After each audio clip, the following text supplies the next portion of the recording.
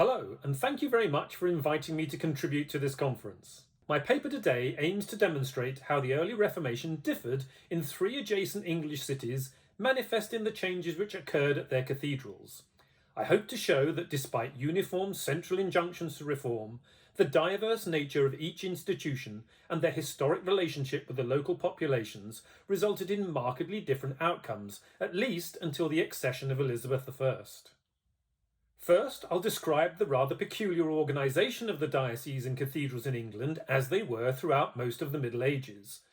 Then we'll look at the way Henry VIII altered this arrangement, which towns were chosen to become the site of new cathedrals, and why. My PhD focused on the cities of Hereford, Worcester and Gloucester, so the next section looks at the origins and layouts of these three places and the location of the cathedral within them to see how this influenced the relationship between each cathedral and its citizens as they encountered the topsy-turvy religious preferences of the Tudors. My other major source of evidence came from examining 600 wills proved between 1528 and 1558 as a measure of religious inclination, burial options, and attitudes towards religious institutions. So to begin with, which were the late medieval cathedrals of England and how were they organised? Well, the last medieval cathedral and diocese was founded by Henry I at Carlisle in 1133. For the next 400 years, the diocesan map of England remained wholly unchanged. There was a total of just 17 dioceses, although curiously 19 cathedrals, as I will explain shortly. This differs considerably from, say, France or Italy, where cathedrals number in their hundreds, and demonstrates the relatively stable jurisdictional landscape of England and the enduring relationship between church and crown here. But the greatest peculiarity of all was that the cathedrals of medieval England were divided into two very contrasting administrative systems. As the map showed, roughly half followed the so-called secular arrangement, but the others were run as monasteries, with two dioceses, Bath and Wells, and Coventry and Lichfield, with one cathedral of each type for the bishop to stow his thrones in. So how did these two sorts of administration differ? Well, the 8 secular cathedrals were led by a dean and 3 other senior clergymen, the precentor, treasurer and chancellor. Under this system, responsibilities in finances were divided up. The dean in this hierarchy was first amongst equals, in that he was more like the chairman of the board rather than exercising autocratic rule over the cathedral as a whole. The second most senior dignity was the precentor, literally the first singer, who had oversight of its music and liturgy. The treasurer was not, as you might expect, in charge of cathedral finances, but was responsible for its treasure, the relics, shrines, altars and their offerings. The chancellor was custodian of the cathedral's seal and documents. In practice, each of these 4 had deputies who probably carried out the real work. Along with the 4 dignities, between 25 and 50 canons were appointed to each secular cathedral chapter, their posts funded by prebends, money from named parishes specifically intended as the income of each canon. But what this meant for secular cathedral governance was that every senior priestly member had independent responsibilities and, more importantly, independent incomes. They could hold property in their own right and bequeath it in their wills. Each canon ran his own household, where he ate, slept and entertained separately from the others. Early in the Middle Ages, the possibility arose for the canons to claim their prebendal income, but without the obligation of ever being physically present in the cathedral city. This necessitated their substitution by the next tier of secular cathedral hierarchy, the vicars choral. These junior priests were paid to sing the daily round of services in place of the canons. The other easily overlooked body of employees were the boy choristers, present in each secular cathedral right through the Middle Ages. And what of the arrangements of monastic cathedral governance? Well, this system flourished around the time of the Norman conquest, when it was common for diocesan bishops to be Benedictine monks. In later years, this bishop was abbot in title only, but the monk in charge at the cathedral was his notional deputy, the prior. So all English monastic cathedrals are correctly termed cathedral priories, with their prior acting with the equivalent authority of an abbot. 9 monastic cathedrals were run according to the rule of St. Benedict, in this arrangement almost exclusive to England. The structure of monastic governance was much more dictatorial in form than the tiered ranks of the secular cathedrals. According to Benedict's rule, the abbot, or prior in this case, had absolute charge over the monks who elected him via their vows of obedience, including overall control of all appointments within the cathedral. He would choose one or more sub-priors who could take charge in his absence. The major running of the business of the monastic cathedral was delegated to a system of obedientries, also appointed by the prior. These senior monks had titles such as cellarer and infirmara, and used income from specific manors amongst the monastery estates to meet the running of just that particular part of the administration. The great majority of the 40 or so brethren in a cathedral priory were choir monks, whose role it was to chant the daily round of services. They slept and ate communally, and were not permitted to own or bequeath property, and there were no boys singing in the monastic choir. So as you can see, there are significant differences between these two ways of organising a medieval cathedral. Then, in 1534, Henry VIII and his parliament decided that the king should assume the leading role in the state's religious affairs, not the pope. Initially, little else changed in the structure and hierarchy of the church, except now Henry had absolute control over all diocesan and cathedral appointments to help shape his vision of the Reformation. But the dissolution of all the monastic institutions of England, completed by March 1540, presented both a challenge and an opportunity to Henry of what to do with the monastic cathedral priories. The secular institutions, now rebranded as Cathedrals of the Old Foundation, could carry on as before, with their original statutes and constitutions essentially unaltered. The two superfluous monastic cathedral priories at Bath and Coventry from the joint diocese were the only ones to be downgraded by Henry. The remaining 7 monastic cathedrals were then refounded with completely new statutes along hybrid lines between the old secular and monastic models. So in these cathedrals of the new foundations, such as at Worcester, the last prior usually became the new dean, but with much greater controlling powers than their secular equivalents. No expensive precentor, treasurer or chancellor posts were created, although several of the ex-monks would be kept on as new canons, most of the rest being pensioned off at about £6 each per year. But what else changed in the religious landscape of Tudor England? Well, under Cardinal Wolsey, there had been a plan to give every county in England a cathedral, but following the dissolution, there was never going to be the money to make this work. Instead, Henry chose to create just 6 new dioceses, each with a new founded cathedral, from abbeys spared in urban locations. But which did he choose to save, and more importantly, why? As you can see, the huge diocese of Lincoln was divided into 3, with new cathedrals founded at Peterborough and Oxford. A bishopric for the northwest, based at Chester, was carved out of the sprawling diocese of York. Bristol finally acquired a cathedral for itself, and Henry's conversion of Westminster Abbey into a cathedral safeguarded the ancient royal mausoleum in London. The final new foundation cathedral created by Henry was at Gloucester, which along with Hereford, a secular survivor, and Worcester, a refounded monastic cathedral priory, make up the 3 I examined in my PhD. But why was Gloucester spared, when there doesn't appear to be any geographical or political need for a new diocese there? Some clues might emerge if I describe a bit about each of these 3 places in turn. Unlike the other 2, Hereford was never a Roman city. It was conceived as a Saxon borderlands town, and hence relevance to this conference. The fortified medieval city was considerably smaller than Worcester or Gloucester, with the cathedral right at its centre. But what were relations like between cathedral and citizens here? Well, I've found no written or archaeological evidence for a complete boundary enclosing the entire cathedral precinct at Hereford. Unlike at the monastic institutions, there was no requirement for secluded communal living, so there was no great need for one. As you can see from the grey buildings in this slide showing the secular canons' houses, they lived amongst the dwellings of the citizens, not inside an excluding precinct. This not only increased their engagement with the townsfolk, but might also explain the lack of a boundary, making day and nighttime entry into the cathedral easier. Hereford Cathedral also had a complete monopoly of burial rights in its city, an important source of income. 15th century complaints about swine roaming in the burial grounds, digging up the newly interred corpses, and the clandestine disposal of unbaptized infants contribute to my contention that easy access to the lay cemetery and the main porch was the norm here. In effect, the whole of Hereford was treated as if it was the parish of the cathedral. With its remote location and a compliant municipal authority, much written evidence confirms Hereford as a haven for Catholic sympathisers at this period.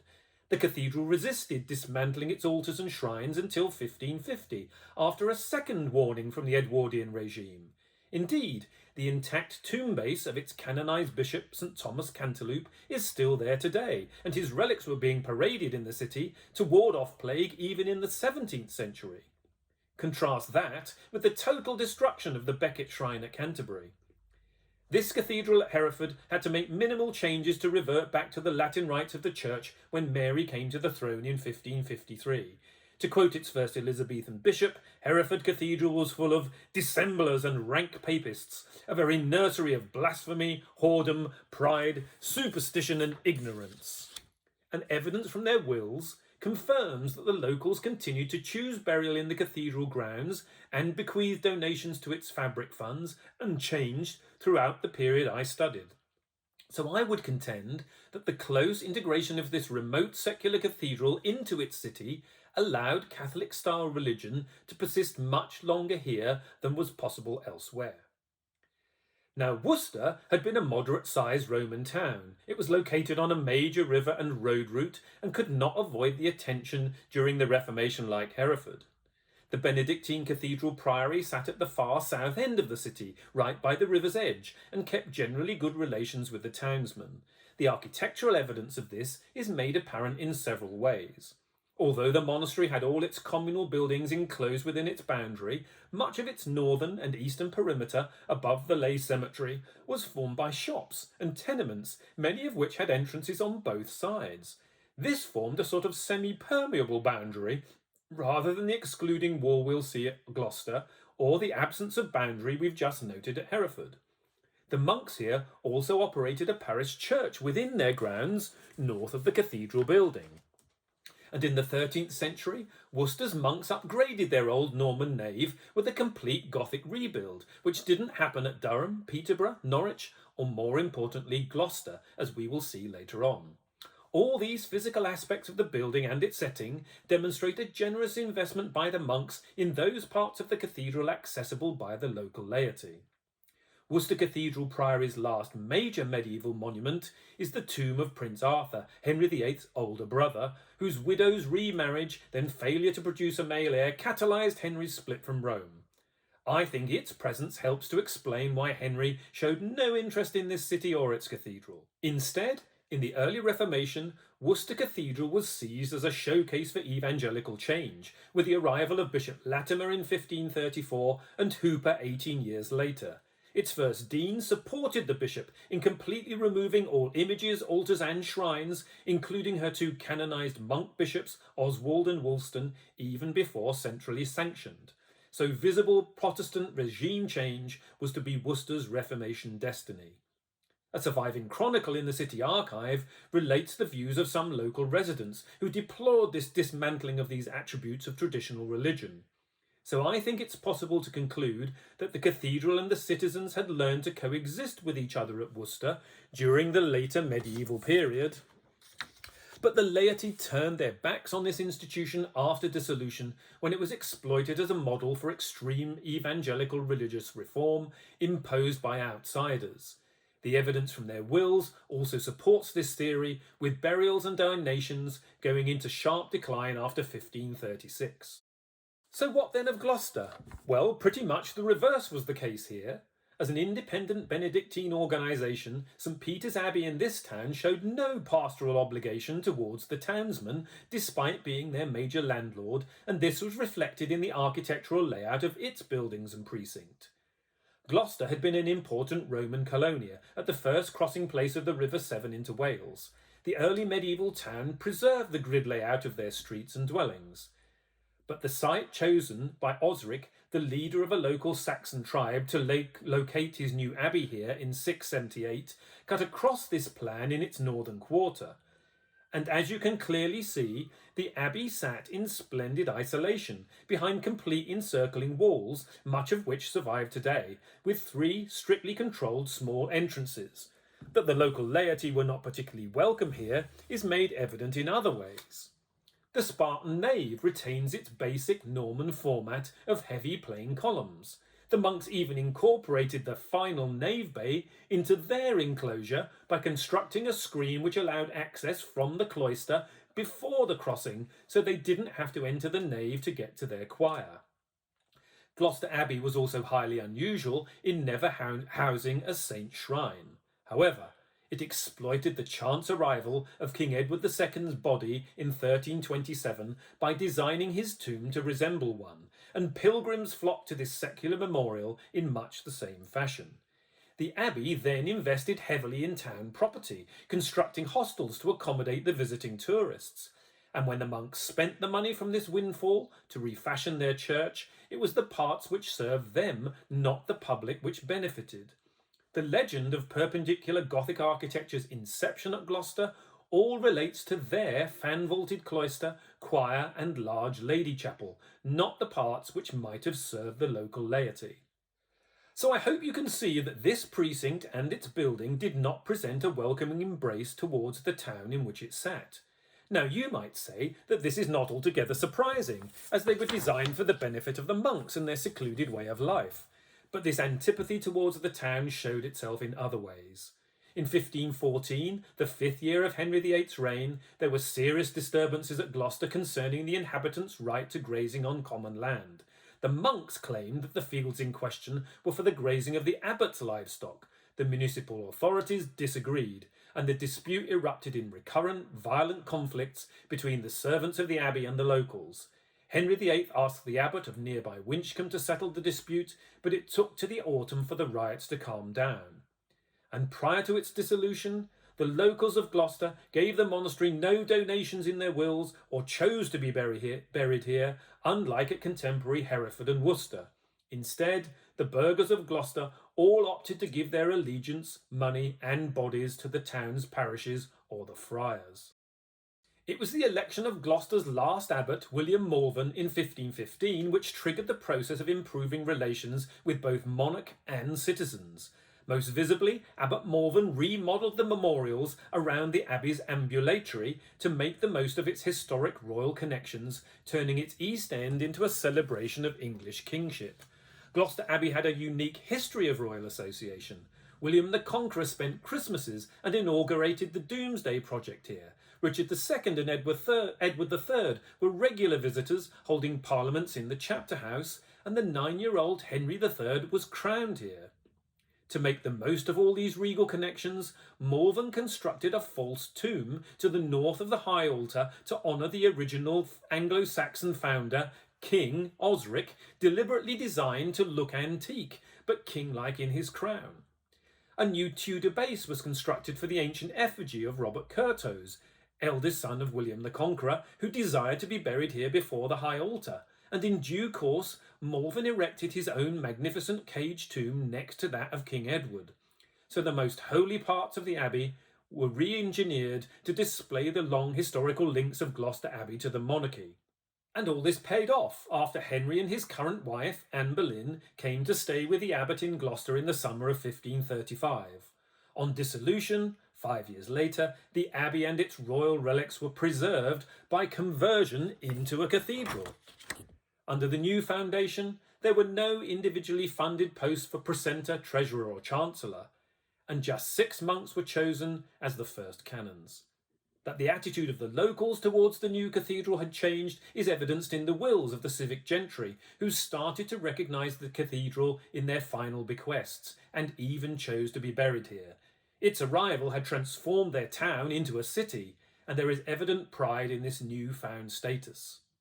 So, by way of conclusion, I hope that I've shown that each of these 3 cathedrals had a different relationship with its civic neighbours before and after the Reformation, and that this modified the type and extent of religious change observable at each place. In England, there was no uniform Reformation of cathedrals. Thank you.